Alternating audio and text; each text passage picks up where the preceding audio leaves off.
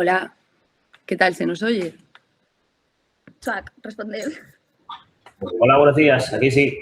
Hola, ¿qué tal? Hola, buenas. ¿Qué tal? Bueno, nosotras somos Tamara de la Rosilla y Belén Vieira, que somos las R4 de aquí del CHUAC. Y bueno, hemos preparado esta sesión de la SOGACO de dismetrías óseas un poco porque aquí en Materno es un centro de referencia de este tipo de patología y porque tanto yo como Tamara, pues acabamos de, bueno, Tamara está en ello, acabamos de rotar por el materno y bueno, pues era un poco lo que venía a cuento. Entonces, pues ya, si os parece, vamos empezando, que ya son las 8:03.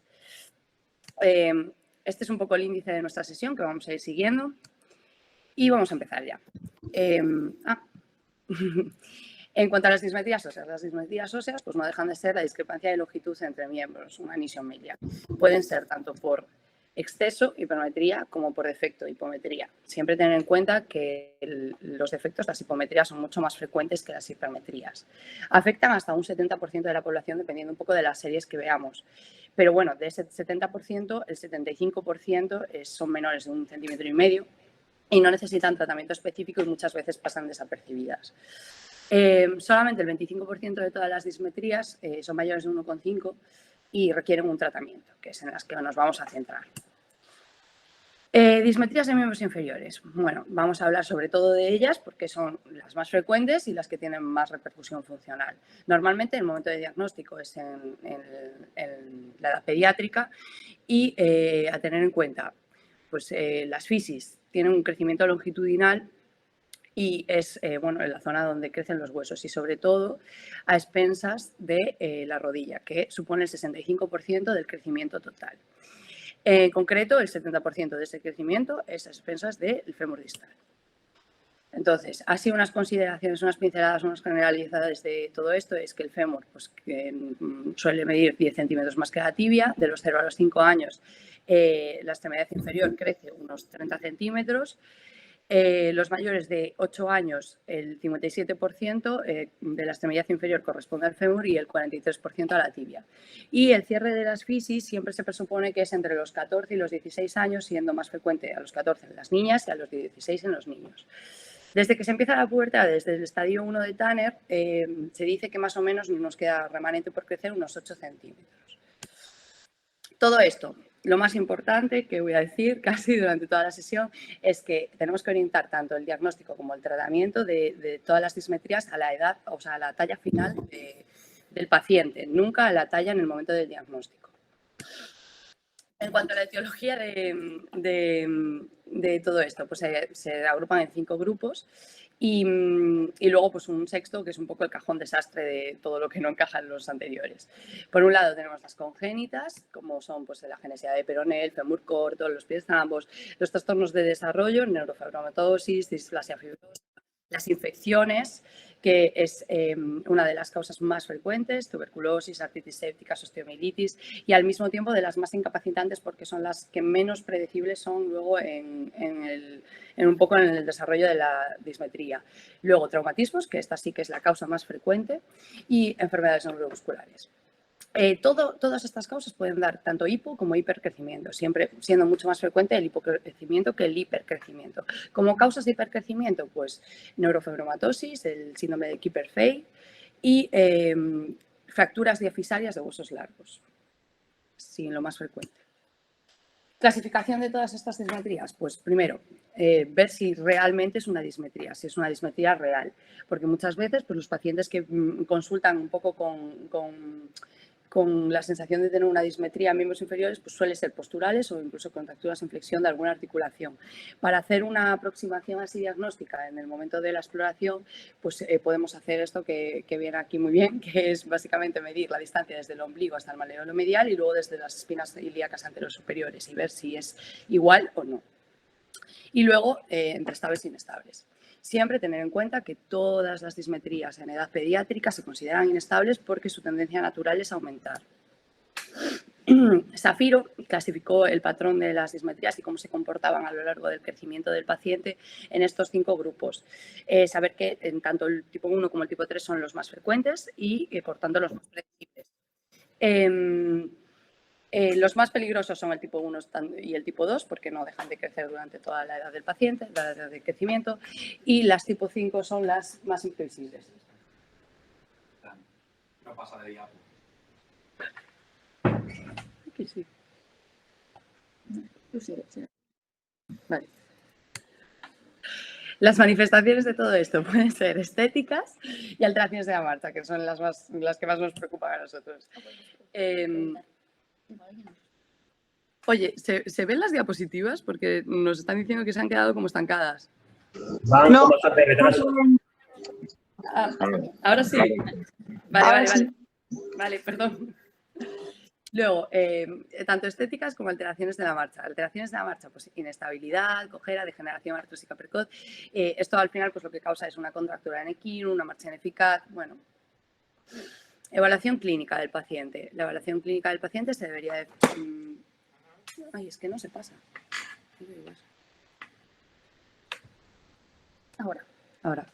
Se debería de centrar en estos aspectos. En cuanto a la evaluación general, pues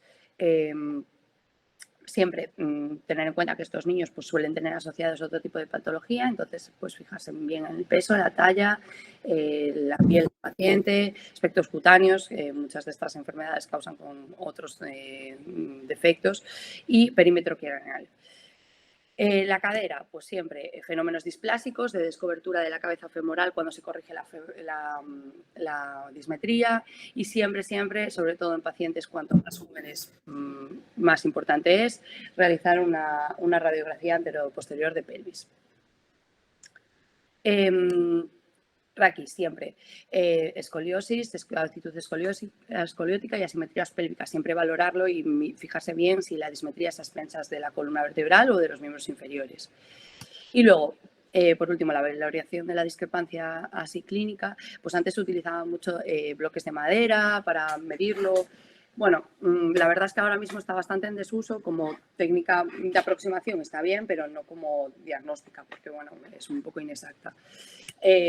Algún método así fácil es el signo de Galeacci, por ejemplo, que es este que vemos aquí primero, que es poner al paciente en decúbito supino con una flexión de las rodillas a 90 grados y ver un poco la diferencia que hay entre una pierna y otra.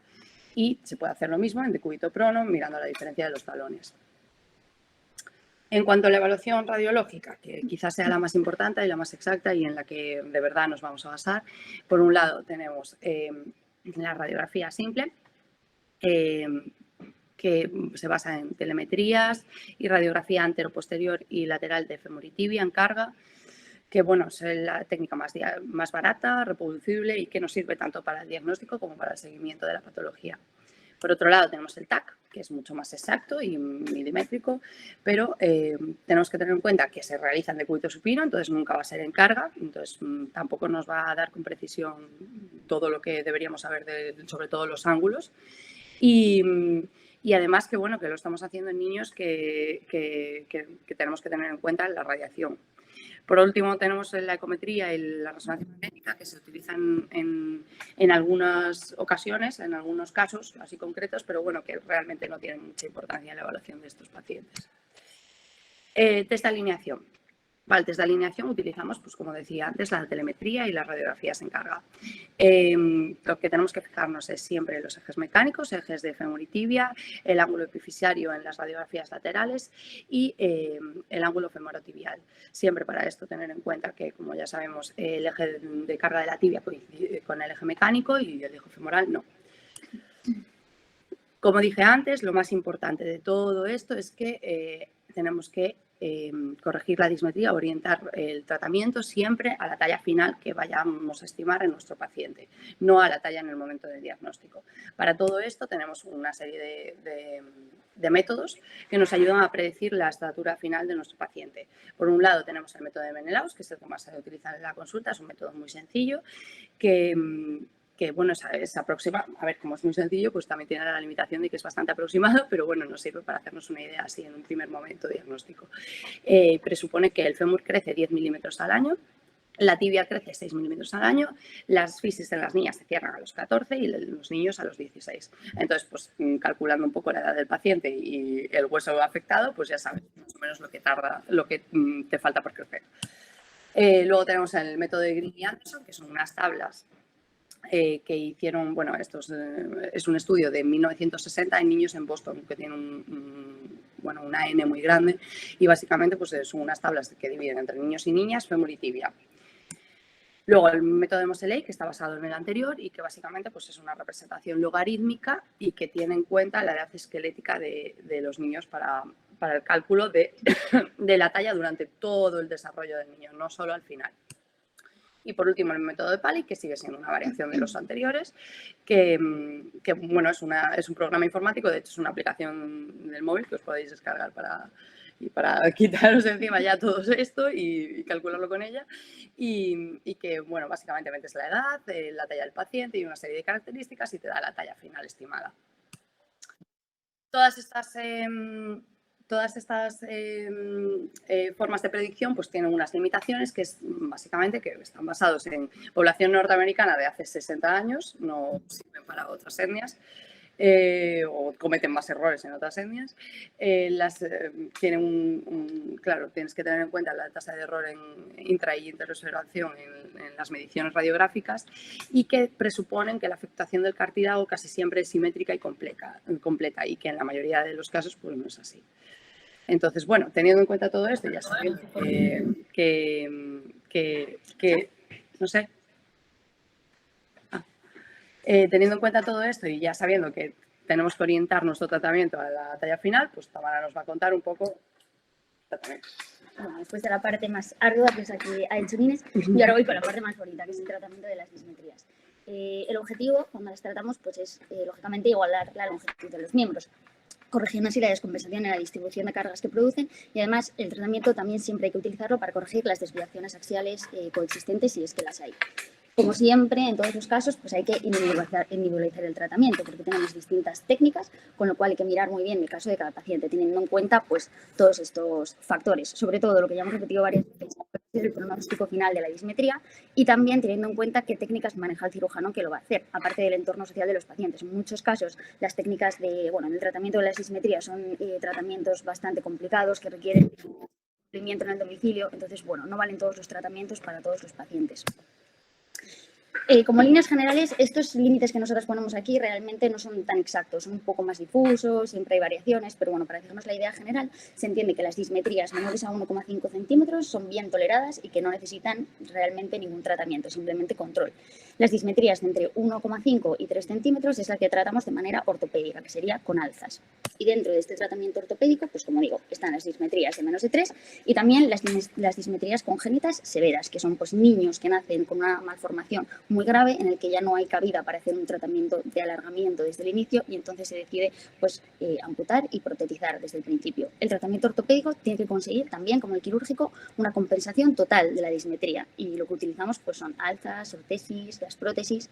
Lo que decía antes de que estos límites no son tan exactos es que, por ejemplo, al utilizar alzas de 2 centímetros sí que se ha visto que tienen una repercusión negativa ya sobre el raquis, sobre la deambulación y que pueden producir sobrecargas de la cadera. Por eso, últimamente se tiende a plantear ya un tratamiento quirúrgico en dismetrías de aproximadamente entre 2, 2,5 centímetros, no tanto el límite de 3, que es el que se recoge en todas partes. En cuanto a las dismetrías más grandes, las que son de más de 3 centímetros, pues sí que es cuando ya planteamos un tratamiento quirúrgico. Entre 3 y 7... ¿Qué pasa? ¿Estáis viendo las diapositivas ahora?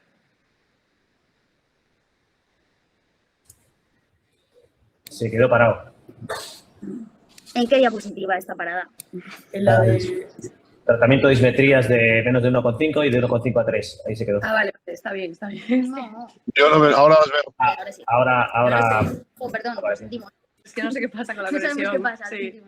Bueno, lo que iba diciendo, con las dismetrías de más de 3 centímetros, que son las más grandes, las que planteamos el tratamiento quirúrgico, pues entre 3 y 7 centímetros aproximadamente, tenemos varias opciones, que son las epifisiodesis, los alargamientos y también hay un pequeño espacio para los acortamientos. Y ya en las que son mayores a 7 centímetros, pues solo planteamos de entrada los alargamientos. Entre la epifisiodesis o el alargamiento, bueno, ambas técnicas tienen sus ventajas y sus inconvenientes. La epifisiodesis, que lo explicaré ahora en la siguiente diapositiva, pero bueno, es básicamente detener el crecimiento dañando la placa de crecimiento. Pues las ventajas es que es una técnica muy sencilla, que conlleva una recuperación muy corta con una corta hospitalización y que no conlleva inmovilizaciones. Entre los inconvenientes, pues que intervenimos el miembro sano, que suele ser el miembro más largo, que es una técnica muy poco exacta en los resultados y poco predecible y que podemos generar de forma deformidades asociadas, además de que vamos a provocar una disminución de la talla. En el alargamiento, pues las ventajas que tiene es que intervenimos el miembro afectado, preservamos la talla y además nos permite, lo que decíamos, corregir estas deformidades asociadas. Los inconvenientes del alargamiento, pues que puede haber problemas en la consolidación, que son técnicas complicadas, difíciles, en las que se necesita una experiencia ya por parte del cirujano, que podemos tener problemas con las partes blandas y que por norma general suele requerir más de una cirugía. Como decía antes, ahora voy a hablar de la epifisiodesis. La epifisiodesis, que es esa lesión que puede ser definitiva o temporal de la fisis, se ejerce sobre la extremidad más larga, que generalmente suele ser la extremidad sana, y está reservado para predicciones de dismetrías de entre 2 y 5 centímetros. No puede utilizarse siempre y, de hecho, ahora es una técnica en desuso que se utiliza para casos seleccionados. Tenemos que tener muy en cuenta cuál va a ser la talla total a la que vamos a llegar si detenemos el crecimiento de esa placa. Entonces tenemos que preverlo, tenemos que calcularlo y solo podemos hacer una epifisiodesis si la talla total final que hemos calculado es aceptable. Vale, tenemos que tener en cuenta lo que decía Inés antes, esa capacidad residual de crecimiento que tiene la fisis después de haberla dañado. Cuando se hace la epifisiodesis, pues es aconsejable hacer una epifisiodesis definitiva, porque son, incluso dentro de la imprecisión que conlleva el método, pues son más precisas y tienen menos complicaciones. Aún así, lo que digo, no se utiliza mucho actualmente porque tiene un alto riesgo de crear deformidades angulares y de que la corrección además sea insuficiente. Algunas técnicas para hacer las epifisiodesis pues son, por ejemplo, esta de Femister, que consiste en sacar un fragmento óseo que contenga la fisis y darle la vuelta y ponerlo, y la que más se utiliza, que es la técnica de Canale, que es una técnica percutánea. Con el rayo en el quirófano se localiza la fisis y, bueno, y se pasa una broca o se hace un curetaje de la fisis. En cuanto a los acortamientos, es un poco como la epifisiodesis. Realmente no se utilizan mucho, solo para casos muy seleccionados. También intervenimos sobre la extremidad sana, que suele ser la más larga. Y bueno, se reserva solamente para pacientes maduros que ya han llegado al final del crecimiento. Además, hay un límite para hacer los acortamientos. En la tibia sería de unos 3 centímetros y en el fémur de 6. Porque si acortamos más de esto, bueno, generamos una debilidad muscular porque estamos aproximando las estructuras miotendinosas. Y lo que decía, supone una pérdida de estatura e intervenir la extremidad sana, por lo tanto tampoco es una técnica de elección y está reservada para casos muy especiales. Llegamos ahora a los alargamientos, que son realmente la estrella del tratamiento de las dismetrías, y lo que decía, se plantean en dismetrías de más de 3 centímetros, aunque ahora ya el límite es un poco más bajo, 2,5 más o menos, pues eso, en pacientes que tienen ya una alta demanda funcional. Entonces aquí sí que intervenimos el miembro enfermo, que suele ser el miembro corto. Los objetivos del alargamiento pues son conseguir la máxima corrección con el mínimo número de intervenciones posibles y que al final del crecimiento la corrección que hayamos conseguido sea completa o lo más exacta posible.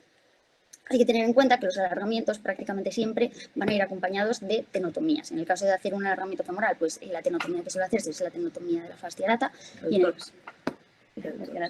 Y cuando alargamos la tibia, se hace la tenotomía del Aquiles. La velocidad a la que se alargan los huesos, pues bueno, el fémur suele ser de 1 milímetro al día y la tibia de 0,75. Y entre las contraindicaciones para los alargamientos, pues lo que decía antes de estas deficiencias congénitas severas, que se decide una protetización desde el principio, que el entorno social y la capacidad intelectual del paciente y las familias pues puedan asumir este tipo de tratamientos, porque van a llevar una gran parte de lo que hay que hacer en casa, y luego pues en la obesidad mórbida, pues motivos evidentes. Dentro de los alargamientos, pues hay dos grandes grupos. Por un lado está la distracción fisaria, lo que se conoce como condrodiátasis, que básicamente es una técnica en la que no se realiza osteotomía. Se coloca un fijador externo a los 2 lados de la fisis y se hace el alargamiento sobre la fisis. También es una técnica que está un poquito en desuso. El máximo de centímetros que se puede alargar son en torno a 5, a la velocidad de 1 milímetro al día, pero no se utiliza porque tiene, pues muy impredecible y alto riesgo de complicaciones.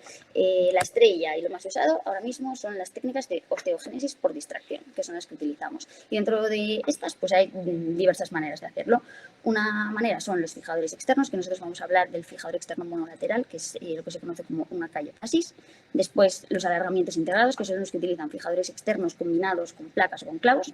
Luego están los clavos intermedulares motorizados, que son los tratamientos más modernos que están disponibles y que usamos. Y por último, el último grupo, pues son un grupo de tratamientos en desarrollo, que todavía no utilizamos, pero que pronto sí que lo haremos. Estas osteogénesis por distracción, se basan en hacer una osteotomía, que generalmente es en la zona metáfiso-diafisaria de los huesos. Luego se sigue de una etapa de ganar longitud de la distracción y después la etapa de consolidación.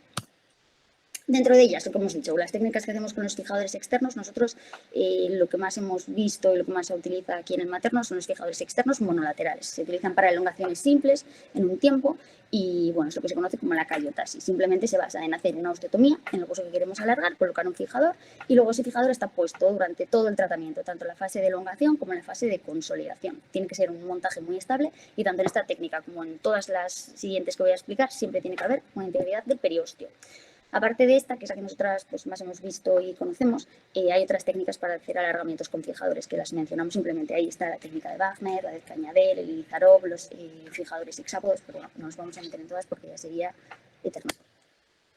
Aquí tenéis un caso de un alargamiento con un fijador monolateral de tibia. Es importante decir que en los alargamientos de tibia hay que hacer siempre la osteotomía del peroné y fijar la parte distal del peroné con la tibia para que al hacer el alargamiento tibial no ascienda el maleolo peroneo y no generemos una inestabilidad del tobillo secundaria. Y aquí tenéis lo mismo, también es un fijador externo monolateral y en este caso pues es para un alargamiento femoral. Perdona, no pasan las diapositivas de nuevo. Okay. No habéis visto los casos entonces, ¿verdad? No. No. Vale, a ver. ¿Por qué va tan mal? Ya.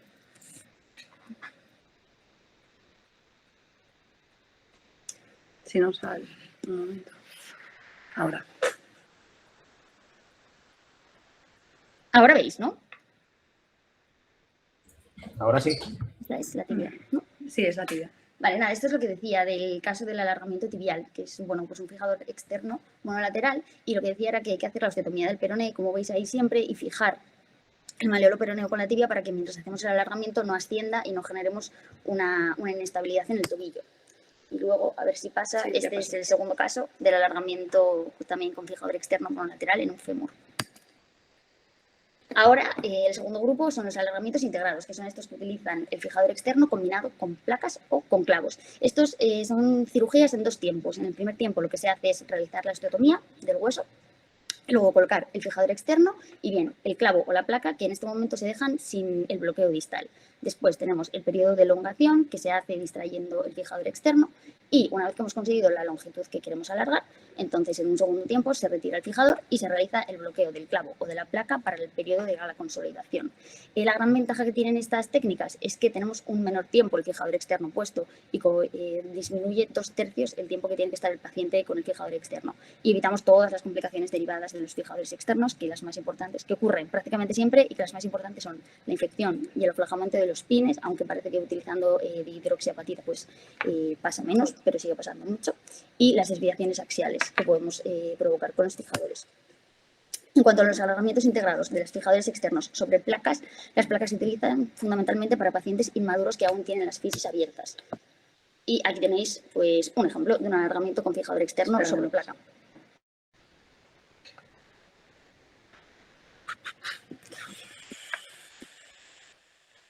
Ahí, ya está.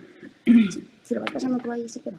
No sé. Bueno, este es el ejemplo de un alargamiento tibial, también hay con la fijación del peroné y la osteotomía del peroné, en el que veis que en un primer momento se coloca el fijador externo y la placa sin bloquear, solo se deja ahí un tornillo guía en la parte distal que está flojo, y una vez que se consigue la longitud adecuada, pues entonces se quita el fijador externo, se hace el bloqueo de la placa y para el periodo de consolidación pues simplemente está esa fijación interna.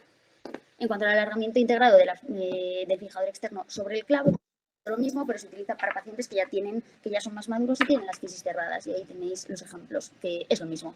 Se coloca el clavo sin bloquear el fijador externo y cuando conseguimos la longitud, pues se quita el fijador y se bloquea el clavo. En cuanto a los clavos intramedulares motorizados, que son los tratamientos más modernos que utilizamos para los alargamientos, pues son clavos que dentro llevan un dispositivo cinético. Luego este dispositivo se activa mediante un impulso transcutáneo, que puede ser, dependiendo del clavo, pues eléctrico, como veis ahí, que sería el clavo Fitbone, o magnético, que sería el clavo Precise. La grandísima ventaja que tienen estas técnicas es que no necesitan fijador externo en ningún momento, pero la desventaja es que solo pueden utilizarse en pacientes con las fisis cerradas. Nosotras, el clavo de este tipo que hemos visto y el que utilizamos aquí, pues es el clavo Precise, que como veis aquí en esta radiografía, pues veis la zona del imán, que eso va luego unido a unos engranajes y a un tornillito. Y con esta máquina, que veis a la izquierda, bueno, eso es lo que se le da al paciente para llevar para casa, son 2 imanes, así bastante grandes, que se ponen encima de la zona del imán del clavo, se activa, genera un campo electromagnético y el clavo se va alargando a la velocidad que nosotros pongamos. Aquí tenéis un ejemplo de aquí de un alargamiento femoral con un clavo Precise. Espera, que no sabe. Ahí está. Aquí lo veis. Y aquí tenéis un caso también de un alargamiento, en este caso tibial, también con otro clavo Precise. Ay, jo. Ya.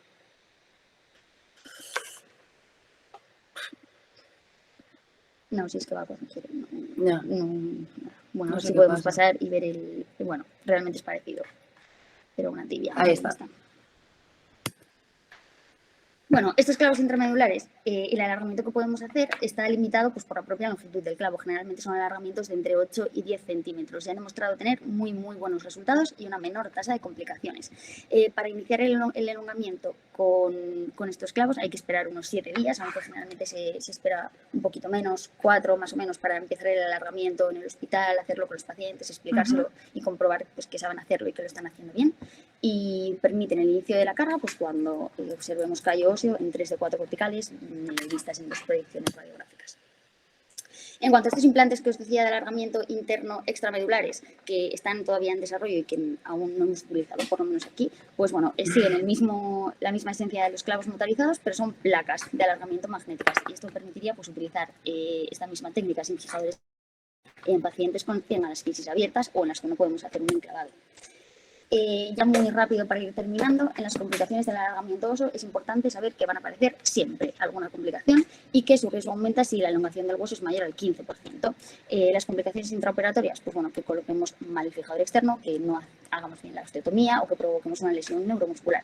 En el posoperatorio inmediato, lo más importante, el síndrome compartimental, sobre todo para alargamientos de tibia y bueno, el sufrimiento cutáneo. Y durante el periodo de distracción, que es pues, bueno, cuando más complicaciones ocurren, fundamentalmente lo que dijimos antes, derivados la mayoría de los fijadores externos, la infección de los pines y de los tornillos, que también nos pueden provocar contracturas musculares o rigideces articulares. En las elongaciones de la tibia hay que tener mucho cuidado si aparece clínica de FP, que se puede dañar por la elongación. Si aparece, hay que parar el alargamiento y si se puede, como es por ejemplo en el clavo del Precise, que si se puede, revertirlo, acortar un poquito. Las desviaciones axiales que podemos provocar también con los fijadores externos, con los clavos. Para evitar estos efectos utilizamos tornillos de Poller en algunas ocasiones. También puede haber retrasos en consolidación, faltas de unión y fracturas, porque bueno, ese hueso nuevo que estamos creando pues, es un hueso más débil.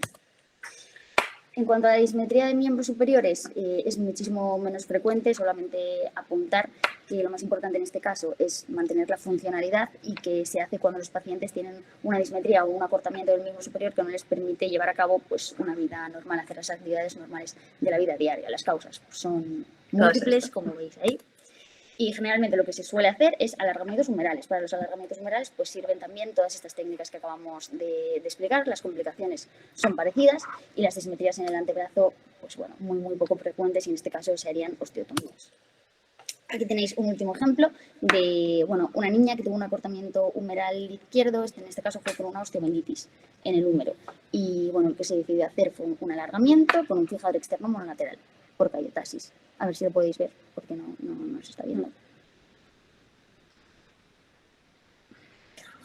Ya, a ver. Vale, tú ahí.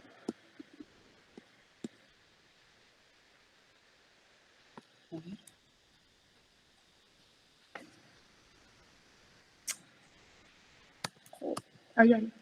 Vale, ahora, este es el caso. Ahí veis a la niña antes del alargamiento, luego todo el proceso del alargamiento y luego pues la niña con su fijador. Y como conclusiones, bueno, que quede claro que las dismetrías más relevantes son las de los miembros inferiores, que estos límites que ponemos aquí son un poco difusos, pero en general menores a 1,5 centímetros no hacemos nada, entre 1,5 y 3 el tratamiento ortopédico con las alzas y para más de 3 la cirugía, que supone el menos del 5% de todas las pacientes con dismetría que tenemos en la población, que el tratamiento siempre tiene que ir orientado a la predicción de dismetría que nosotros hacemos cuando hacemos el diagnóstico, no a la talla en ese momento, y que si es posible, pues es mucho mejor ir eligiendo técnicas más modernas que permitan no utilizar fijadores externos para evitar todas las complicaciones derivadas de ellos. Y nada más. Esto es la bibliografía un poco que hemos utilizado. Y nada, y los casos, la mayoría de ellos están cedidos por el Servicio de Traumatología Infantil de aquí de Coruña. Y nada, no sé si tenéis alguna pregunta o...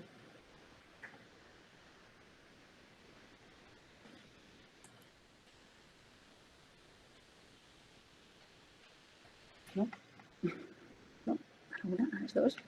A ver si pueden ver el final. ¿Alguien tiene alguna pregunta? ¿Nos quiere decir algo? Hola, aquí. Hola. Buenos días. ¿El doctor Rodiño quiere hacer una pregunta? Sí, claro. Hola, ¿me escucháis? Sí. Mira, no sé, creo que nos habíais comentado en lo de epifisiodesis el uso de placas en 8. Ah, no nos metimos a hablar de mi epifisiodesis porque, bueno, era un poco ya rizar el rizo, la corrección angular de los huesos al mismo tiempo que se realizaba este tipo se puede hacer tratamiento. una epifisiodesis transitoria. Claro. Y como, bueno, decíamos, aconsejan que si la haces, se hagan las definitivas, pues ya no nos metimos en las temporales, pero sí, también es una opción. Sí, sobre todo la ventaja que tienes es que tú realmente una vez que pones la placa en 8, pues ya sabes que estás deteniendo el crecimiento desde ese mismo momento. Realmente si haces una epifisiodesis definitiva, no sabes en qué momento se va a producir un puente óseo y en qué momento va a dejar de crecer, pero tienes que calcular que más o menos serán entre 3 y 6 meses también. Pero bueno, no nos metimos ya por no meternos en el tema de correcciones angulares. Vale, solo por comentar. Vale, gracias. Sí.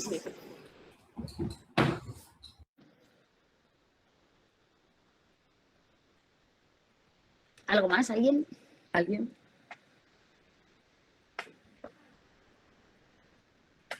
¿Preguntas? ¿Felicitaciones? ¿O no? ¿O no? Claro. Felicitaciones, sí. Oye, que ha sido Bueno, vale. un tema así poco frecuente y muy interesante. Para dar una visión general ha estado muy bien de un resumen general de este tema. La verdad que está muy bien. Felicitaciones de parte de Vigo. Gracias. Pues nada, yo creo que si nadie más tiene, salvo que diga algo el doctor López Pardo, pues yo creo que lo podemos dejar. Bueno, buenos días y de nuevo felicitaciones, ¿vale? Nos ha gustado mucho aquí desde Lugo y nada, que merece la pena volver a verla en la web. ¿De acuerdo? O sea que enhorabuena. Gracias. Muchas gracias. Bueno, pues si nadie más quiere preguntar nada ni nada, buen día a todos y nada, espero que os haya gustado. Como ya vamos a dejarlo para hasta enero, pues nada, aprovechamos desde Vigo aquí a desearos felices fiestas a todo Galicia. ¡Feliz Navidad! Igualmente. Chao. Venga. Gracias, adiós.